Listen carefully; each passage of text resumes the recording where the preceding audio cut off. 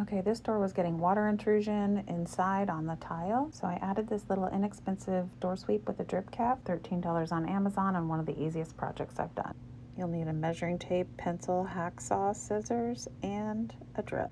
I failed to use the instructions, but that doesn't mean you should. I added them here in case you need to reference them. I did not drill the pilot holes, but if I had a nicer door, I would have. I cut through most of the metal using my favorite Milwaukee 3.5-inch cutoff saw, but I did finish it off with a hacksaw, which was the recommended tool, and I didn't discover that until later. Once I cut through the metal, I needed some scissors to cut through the vinyl flap behind. I felt like I didn't want a sharp edge, so I got my sandpaper out, which was not recommended, but I sanded it down until I felt like it was smooth enough.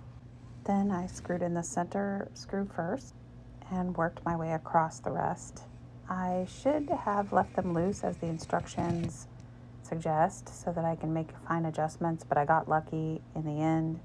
It was level and the vinyl flap went across the threshold, but not so much that it blocked the door from closing. We had some crazy sideways rain the next day and the drip cap seemed to work very well. I hope this was helpful. If so, please like and subscribe and have a blessed day.